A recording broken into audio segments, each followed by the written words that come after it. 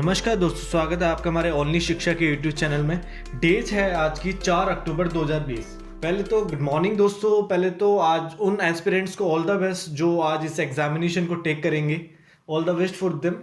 और नए एस्पिरेंट्स के लिए आज हम सिलेबस को देखेंगे और कैसे रेडी करें इसको, क्योंकि बहुत सारे स्टूडेंट्स हैं ऐसे जिन्हें अभी तक पूरी नॉलेज नहीं है उसके बारे में। पहले स्टेज की जो यूपीएससी की सबसे पहले स्टेज है ये यूपीएससी का, कि सिलेबस को अंडरस्टैंड करना और उसी रोड मैप द्वारा तैयारी करना। और आज मैं यही सब कुछ आपको यहाँ पे बताऊंगा, क्योंकि बहुत सारे स्टूडेंट्स न्यूली तैयारी करने में लगे, पूरी नॉलेज ना होने के कारण और इधर उधर कोचिंग पर तैयारी से उनको काफ़ी ज़्यादा डिस्ट्रैक्शन होती है। और क्या क्या पढ़ना है, कैसे पढ़ना है, सारी चीज़ों को आज हम इस सेशन में कवर अप करेंगे। तो आइए बात करते हैं इस यूपीएससी के आईएएस आईसीएस एग्जामिनेशन की रिक्रूटमेंट प्रोसेस के बारे में।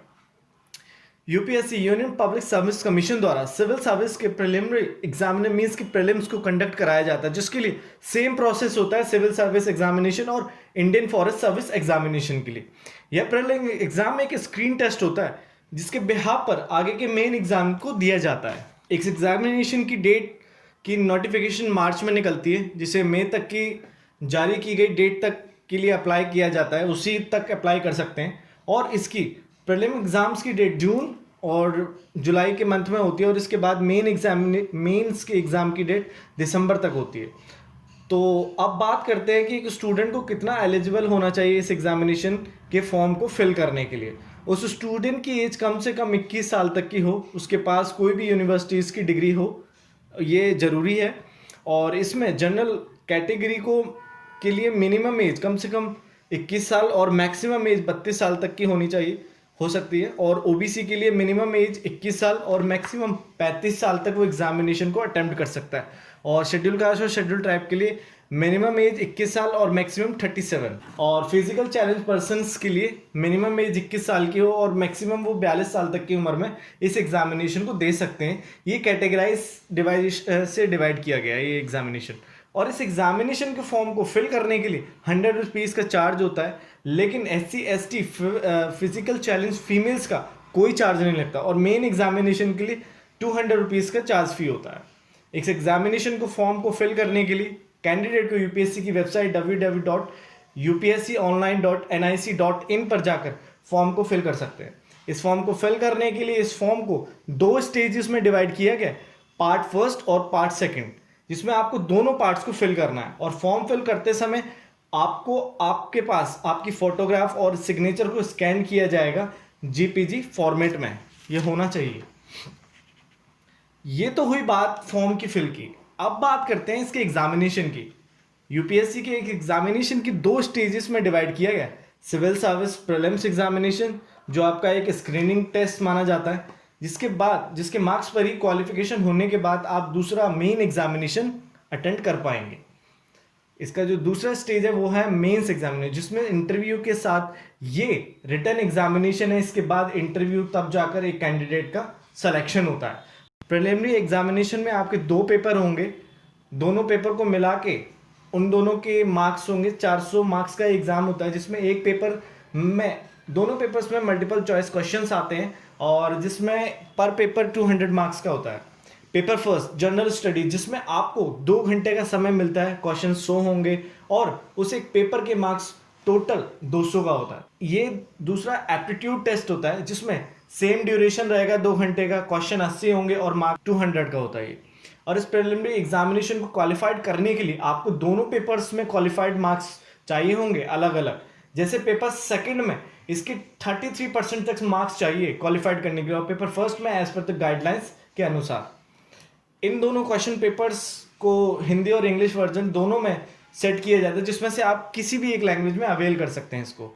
और इन एग्जामिनेशन में आपको कोई एक्स्ट्रा टाइम नहीं दिया जाएगा, बल्कि फिजिकल चैलेंज पर्सन्स को 20 मिनट का एक्स्ट्रा टाइम दिया जाता है। और ये वही बात प्रीलिम्स की। तो बात करते हैं मेन एग्जामिनेशन में कितने पेपर आते हैं। मेन एग्जामिनेशन में आपको टोटल 9 पेपर्स प्लस इंटरव्यू देना होगा।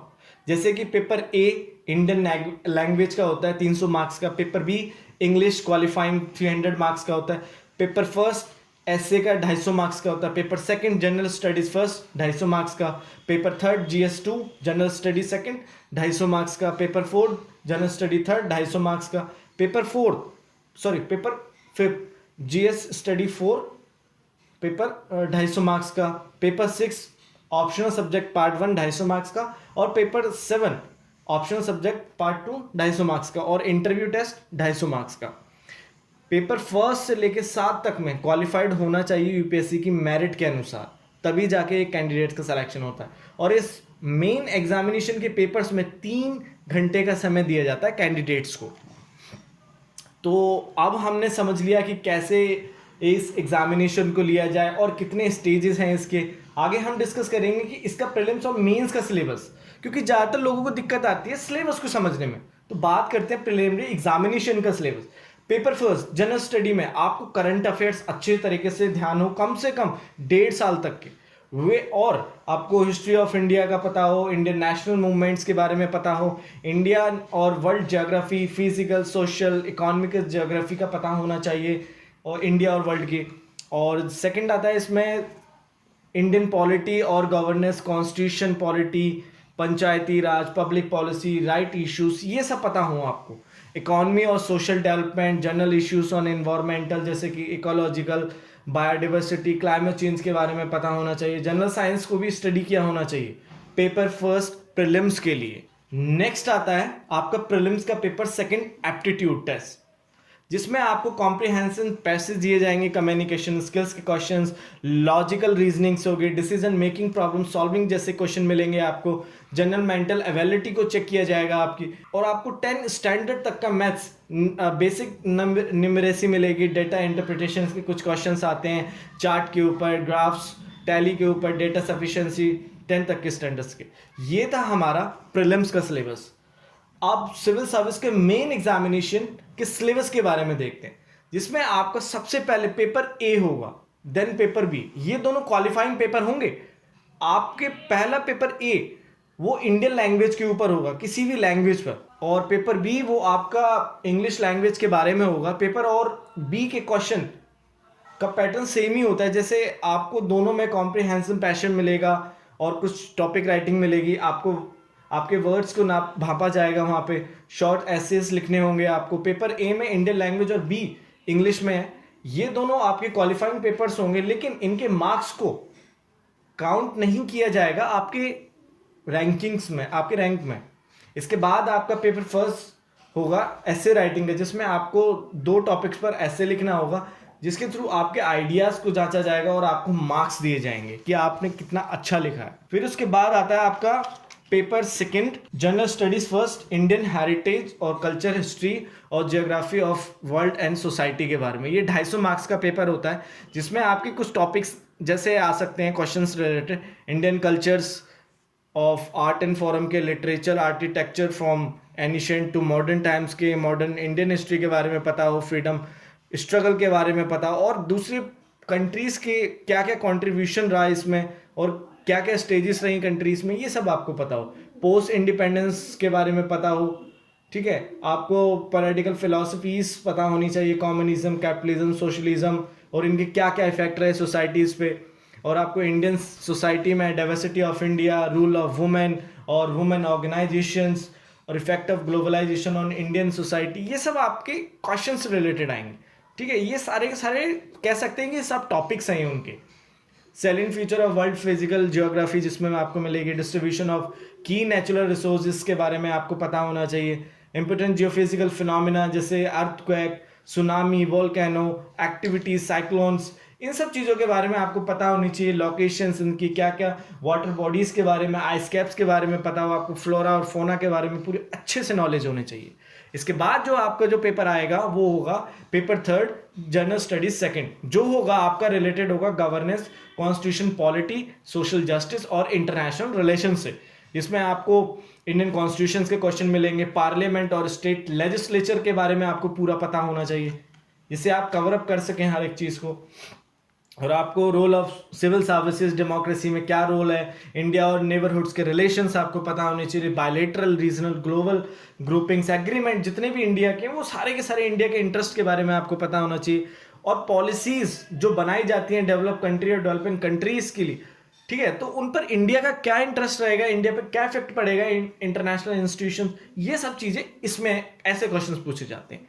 जो नेक्स्ट पेपर आता है वो है paper fourth, general studies paper third, जिसमें आपको मिलेगा इन्वायरमेंट से related, technology, economic development, biodiversity, environment, security, disaster management से रिलेटेड मिलेगा। इसमें कुछ टॉपिक्स यहाँ पे दिए गए हैं जो काफ़ी ज़्यादा ज़रूरी हैं, जिन्हें इंक्लूड हम पढ़ सकते हैं, ये बहुत ज़रूरी है इनके लिए। जैसे कि इंडियन इकोनॉमी का पता हो, ठीक है, उससे रिलेटेड ग्रोथ, डेवलपमेंट, एम्प्लॉयमेंट, सबको डेटा पता हो आपको, ग्रोथ और इश्यूज के बारे में पता हो, गवर्नमेंट के बजट्स के बारे में पता हो, मेजर क्रॉप्स के बारे में पता हो, ठीक है, irrigation system, transport and marketing of agriculture produce, issues related constants, E technology के बारे में पता हो, और फार्मर्स को कैसे कैसे सपोर्ट दिया जा रहा है, ये सब इश्यूज इसमें आते हैं।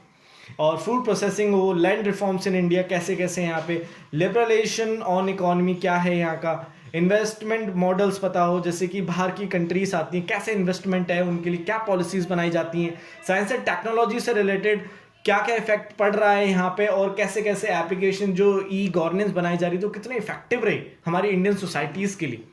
डिजास्टर मैनेजमेंट के बारे में पता हो, लिंकेज बिटवीन डेवलपमेंट और स्प्रेड और एक्सट्रीज्म के बारे में पता होना चाहिए, और कैसे कैसे इंटरनल सिक्योरिटी पे चैलेंजेस आते हैं कम्युनिकेशन नेटवर्क्स के थ्रू, मीडियाज़ के थ्रू, और कैसे इंटरनल सिक्योरिटीज़ को चैलेंजेस का फेस करना पड़ता है, साइबर सिक्योरिटी का, मनी लॉन्ड्रिंग का, प्रिवेंशन, इन सब के बारे में ये ऐसे क्वेश्चंस पूछे जाएंगे इस पेपर में। नेक्स्ट पेपर आएगा वो आएगा paper fifth, general studies paper 4, जो एथिक, इंटेग्रिटी और एप्टीट्यूड से रिलेटेड होगा, जो 250 मार्क्स का होगा, जिसमें कैंडिडेट के एटीट्यूड को चेक किया जाएगा, वो कितना इंटेग्रिटी के बारे में सोचता है, पब्लिक लाइफ के बारे में, और वो कैसे प्रॉब्लम्स को सॉल्व करता है, ये सब सोसाइटीज के बारे में होगा। ये इससे रिलेटेड है और ये 250 मार्क्स का पेपर होता है, जिसमें आपको एथिक्स के बारे में पता हो, ह्यूमन इंटरफेस के बारे में पता हो, ठीक है ना, एटीट्यूड्स, कंटेंट, स्ट्रक्चर, फंक्शंस, उसके related behaviour, moral, political attitudes, social influence के बारे में पता हो, ठीक है, और सिविल सर्विसेज की क्या वैल्यू है, एप्टीट्यूड, फाउंडेशन वैल्यूज, ये सारी की सारी चीज़ें पता होनी चाहिए। और आपका इसमें चेक किया जाएगा इमोशनल इंटेलिजेंस कॉन्सेप्ट्स क्या है, ठीक है, और आपकी moral thinking, philosophies about India, world, ये सब सारी की सारी चीज़ें चेक होंगी इसमें आपकी। नेक्स्ट पेपर जो आएगा आपका आएगा वो पेपर 6 और 7, जो ऑप्शनल सब्जेक्ट होते हैं, पेपर फर्स्ट और पेपर सेकंड, जिसमें से यहाँ पे ये कुछ लिस्ट दे रखी है ऑप्शनल सब्जेक्ट्स की, जो आप चूज कर सकते हैं, जैसे कि agriculture, animal husbandry, veterinary science, anthropology, botany, chemistry, civil engineering, commerce and accountancy, economics, electrical engineering, geography, geology, history, law, management, mathematics, mechanical engineering, medical science, philosophy, physics, political science, international relations, psychology, public administration, sociology, statistics और geology, ये सारे के सारे आपके optional subjects papers होते हैं। वो आपको चूज करने हैं कि आप किसमें अच्छे तरीके से लीन हो पाएंगे।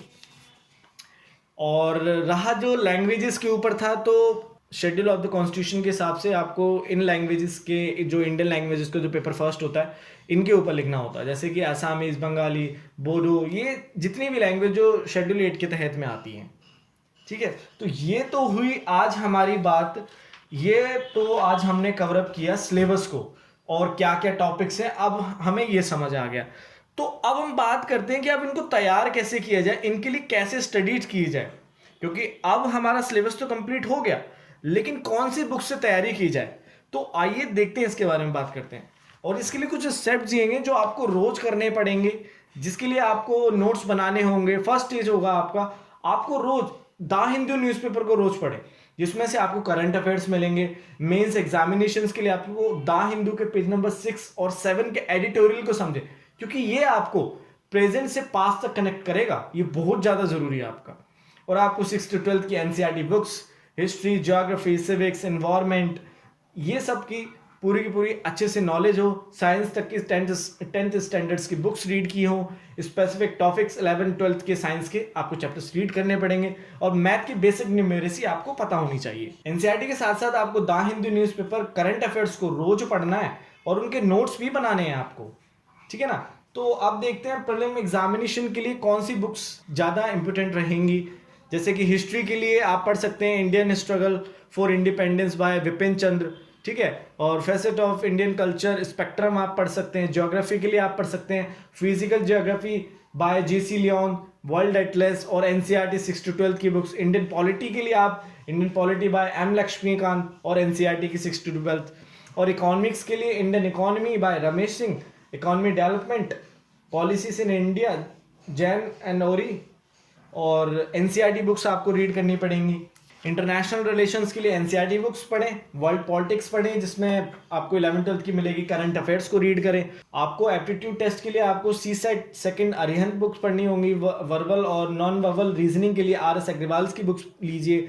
Tata MC grand hills CSAT manual को रीड कीजिए। और मेंस के लिए आपको हिस्ट्री के लिए बुक होगी आपकी Indian struggle for independence by Bipan Chandra, Indian after independence by Bipan Chandra, history of medieval India by Satish Chandra, ancient India R S Sharma. ये सब बुक्स को आपको रीड करना पड़ेगा। ज्योग्राफी के लिए आपको geography of India bye मार्जी and Hussain, world geography world Atlas को रीड कीजिए। फिजिकल और human geography bye GC Leong, NCERT 11 की फिजिकल ज्योग्राफी को तो पक्का ही रीड करना है।